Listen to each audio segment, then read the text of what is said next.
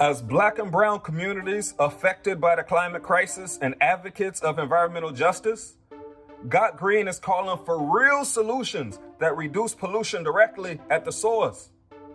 Communities don't want corporate false solutions like cap and trade and carbon offsets being proposed by Senator Carlisle and Governor Jay Inslee.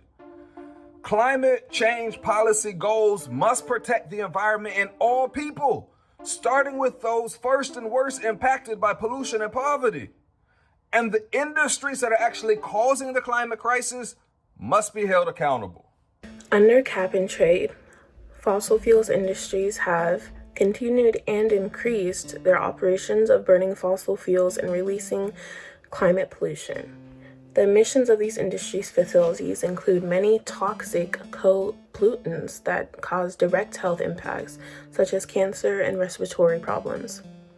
Under COVID-19, environmental justice communities are even more at risk, as recent Harvard studies point out that long-term exposure to pollutants increase your death rate of COVID. Cap and trade has actually allowed transnational corporations to profit at the cost of worker livelihoods in poor communities around the world. And this is by design, as the Kyoto Protocol's clean development mechanism was designed to allow wealthy countries to buy cheaper carbon reductions in developing countries, instead of making these emission cuts here at home.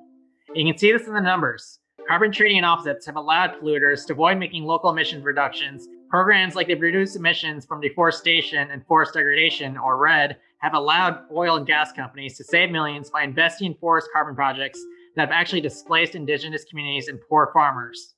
Cap and trade prevents trillions of dollars from being invested in proven, equitable, and just climate solutions. The carbon prices are too low to incentivize industry innovation, and there is little incentive for dirty energy corporations to invest in renewable energy infrastructure and other long-term structural changes for a post-carbon economy. Instead of subsidizing polluting corporations with billions of taxpayer dollars, other legal measures could be enacted to invest public funds into proven and affordable climate solutions like zero waste, ecosystem restoration, community choice energy, public transportation, community housing, and localized food markets. Our opposition to cap and trade comes with our commitment to our communities and Mother Earth. Because we experience climate impacts and environmental racism every day.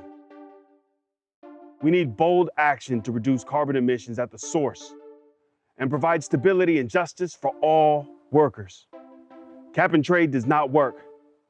None of the existing cap and trade schemes have shown any measurable progress.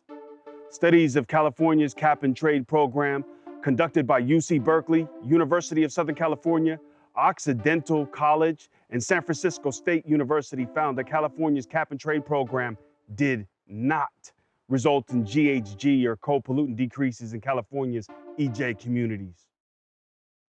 This year, at the request of Governor Inslee, Senator Carlisle has proposed a cap and trade bill, despite years and years of environmental justice communities speaking out against it.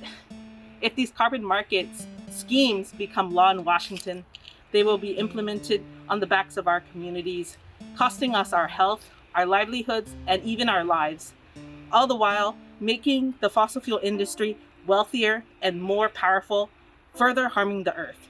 In solidarity with working class communities of color, Indigenous peoples, and youth who are most impacted by the climate crisis, you need to take action now by calling your senators and signing a letter to stop corporate-led greenwash climate policies like carbon markets and offset schemes. We want environmental justice, not cap and trade. So follow the link.